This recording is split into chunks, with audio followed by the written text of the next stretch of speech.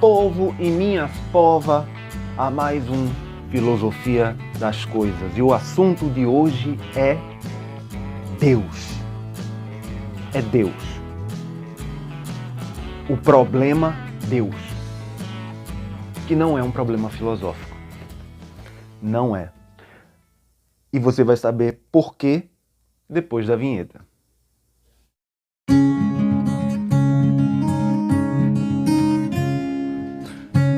Chamado de Deus ou deuses, divindades, vários nomes, Apolo, Mitra, forças espirituais, transcendência,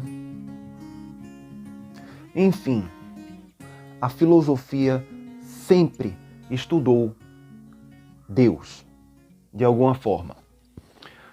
De alguma maneira, a filosofia sempre teve como objetivo as causas primeiras. Pelo menos na maior parte da história. Até a filosofia moderna, que já tem um paradigma filosófico diferente, apesar de ter também seus dogmas, seus ritos, enfim. Tudo pode virar Deus no argumento filosófico. No entanto, Deus, para um bom filósofo, não pode ser um problema filosófico. Não pode ser um problema a ser tratado e estudado como um campo da filosofia e menos ainda da ciência. Apologética, tentativas de convencimento através de argumentos filosóficos já foram tentados aos montes. Os principais argumentos são o argumento ontológico e o argumento cosmológico. Eu não vou tratá-los com muita profundidade, mas eu tratarei desses argumentos na aula 5 do Baibalezeira. O povo deixar de ser enganado também, né? É bom, de vez em quando. Mas como aqui o Filosofia das Coisas sempre é mais curto, eu vou encurtar aqui. O argumento ontológico é basicamente... ele propõe o ser, né? A característica de ser, por exemplo, eu digo eu sou, né? Existe uma percepção de ser. Isso no decorrer da história sempre foi proposto. Foi proposto como objeto de estudo no campo da filosofia, a partir de Sócrates, do mundo das ideias, aqui no Ocidente, mas no Oriente também teve as suas vertentes e que deram origem a muitos deuses, né? Partindo dos Vedas e tal, e depois surgimento do budismo, enfim. Nós podemos trazer para o Ocidente a ideia do budismo um pouco no Deus de Spinoza, que seria esse fluxo eterno movimento cosmológico. Mas o argumento cosmológico, por sua vez, que é o segundo, além do ontológico, ele tem a sua falha na seguinte proposta. Ele considera o infinito. Isso é a existência de um Deus negativo, ou seja, não finito, não visível, não entendível. Portanto, se você está propondo alguma coisa e você tem que provar essa coisa, você não pode fazer única e exclusivamente via argumento. Porque se você faz única e exclusivamente via argumento, você jamais irá ter uma evidência científica. E, na atualidade, principalmente, considerando o rigor científico e o método científico, né?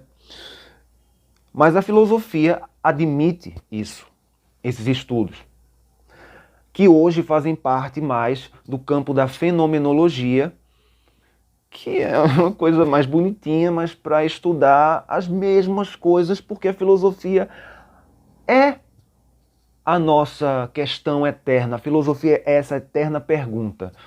A filosofia faz jus ao seu nome, busca pelo saber.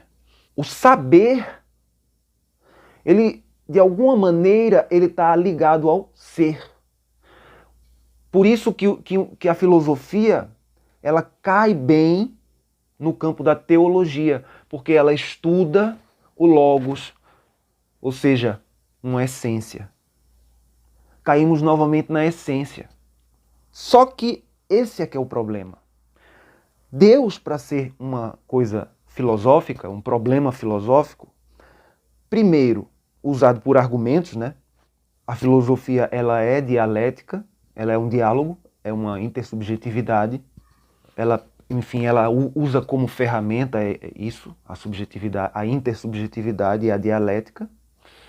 E o argumento é o ponto forte da filosofia, da investigação filosófica, por assim dizer.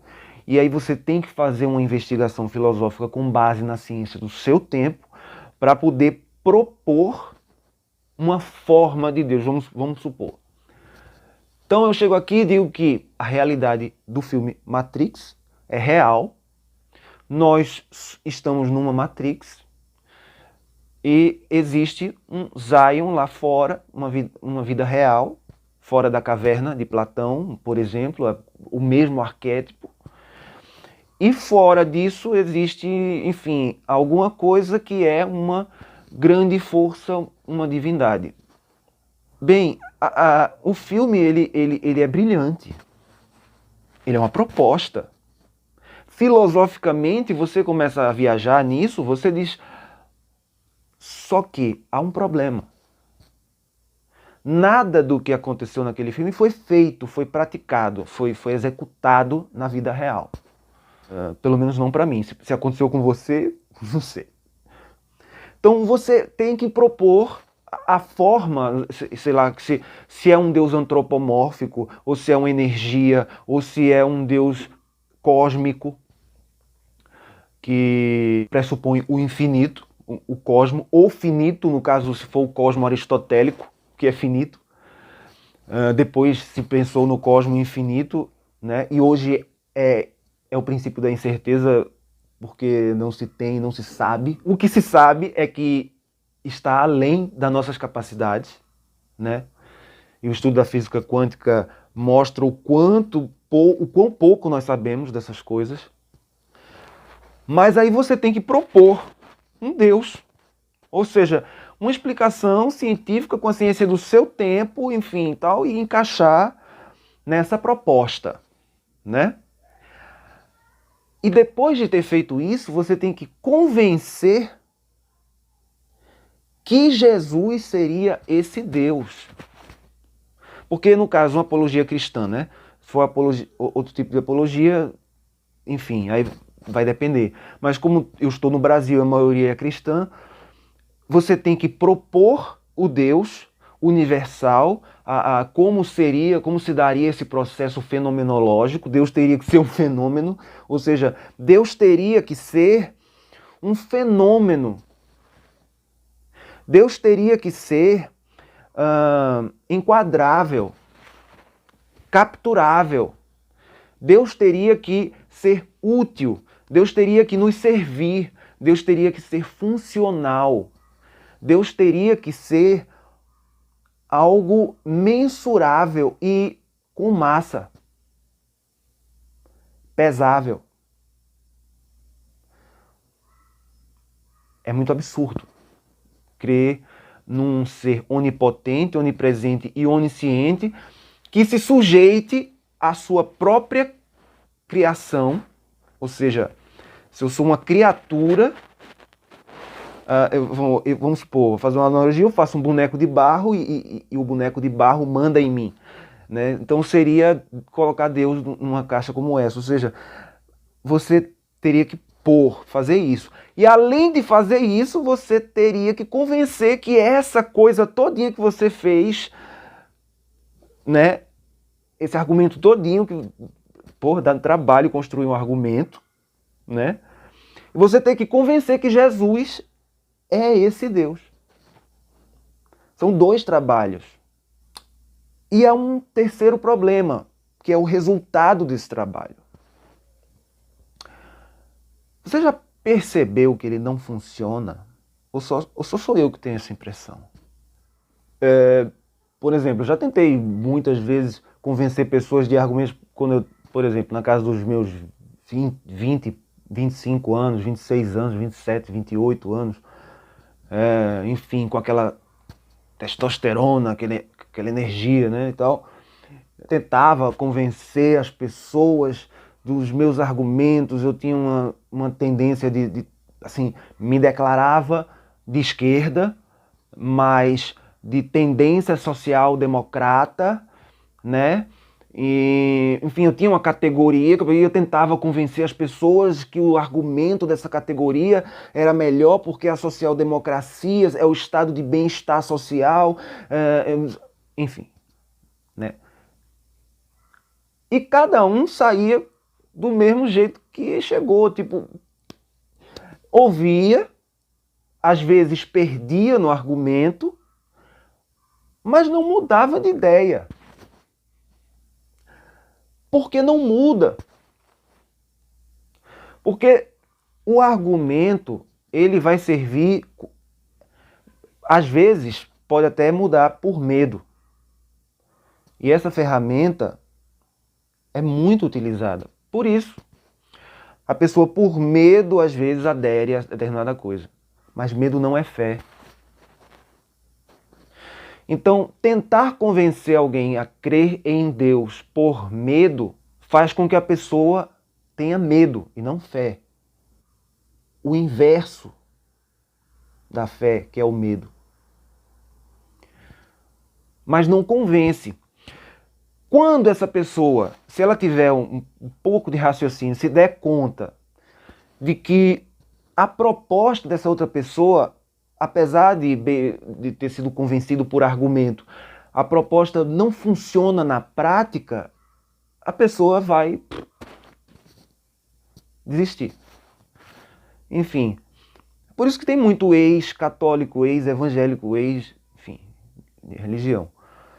Estou aqui, eu fiz umas notas e escrevi uma frase que me veio na hora, que é o seguinte: se o justo vive pela fé, e a mesma excede a todo entendimento, provar Deus com base filosófica ou científica, né? Com base filosófica, você ainda consegue, como eu falei naquele... É uma contradição à premissa. Se o justo vive pela fé, provar a um Deus, tentar provar um Deus por meio científico ou filosófico, é uma contradição à premissa que o justo vive pela fé. Que fé? A questão é, o que é fé? Várias pessoas definem, né? Existe uma definição que eu acho muito interessante, que é de Hebreus 11:1. A fé é o firme fundamento daquilo que se espera e a convicção de fatos que se não veem.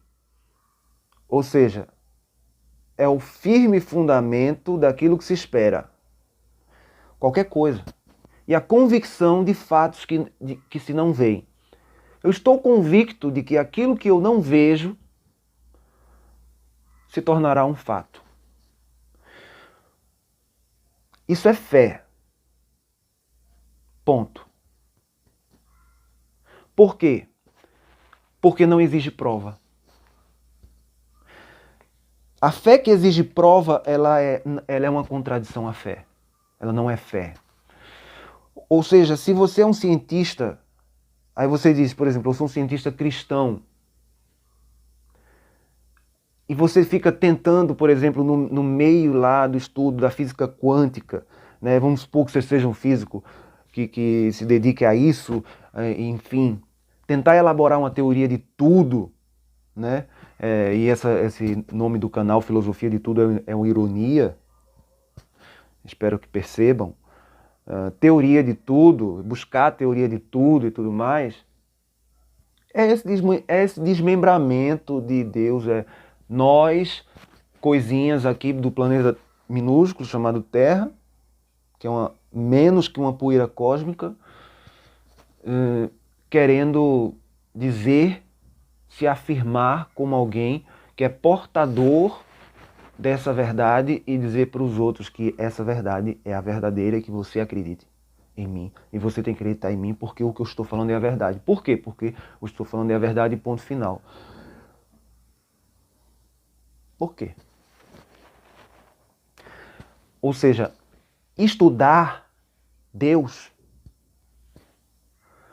cria algo que poderia se dizer diabólico no sentido estrito da palavra, que é separação, diabolos, né? Que é diferente de símbolo que agrega. Por quê? Porque você está separando pessoas, entes, humanos, afetos. Você está dizendo existe uma classificação aqui de melhores que os outros. E se você não crê nessa coisa que é melhor que a dos outros, você vai sofrer, vai padecer, você está inferior. Né? Ou no inferno total, ou coitado de você, mas enfim, você não está no top, você não é o top 10, tá ligado? Isso é diabólico, né? Sim. Você achar que eu sou isso, olha que prepotência. É diabólico. É uma separação, é um rompimento com os outros. Eu estou acima, ou seja, se eu subo, eu estou acima dos outros e os outros estão abaixo de mim. Isso, arrogância, prepotência, não. Estude ciência e filosofia. Deus não é um problema para o estudo da filosofia. É uma questão de fé, que é a firme convicção, um firme fundamento daquilo que se espera e a convicção de fatos que não são possíveis de ser vistos, nem observáveis, nem mensuráveis. Ou se tem fé ou não. Aí se você tem a fé que Cristo Jesus ressuscitou por nós e as lições que ele dá no Evangelho são extremamente coerentes com essa divindade, a qual ele chama Pai, é uma ousadia estudá-lo, ou seja, a própria teologia carrega em si uma blasfêmia. Porque a proposta de Deus é, quando ele diz Deus é amor, ele quer dizer amor ao próximo. Me amem no próximo. Perdoe o inimigo, ame o teu inimigo, ore por teu inimigo, enfim. Essa é a proposta de Jesus, que não tem nada de religioso. O que é que tem de religioso nisso? O que é que tem de dizer assim, qual é a escatologia que ele faz nisso, de não sei o quê, por que vai acontecer isso, porque Deus é assim, porque as moléculas de Deus são formadas de, enfim, e existem partículas subatômicas quânticas e Jesus se matricifica, vira uma matrix energética de potências, átomos. Nunca. Foi uma proposta de vida. Quem crê na ressurreição é uma questão de fé. E como eu já falei, me repito mais uma vez, a fé não pode exigir comprovação, senão ela não é fé. Então Deus não é um problema para a filosofia. Espero que tenham entendido e deem seu like se gostaram do vídeo, comentem aqui abaixo e se inscrevam no canal e toquem no sininho. E um abraço para todos e para todas. Um beijo e falou.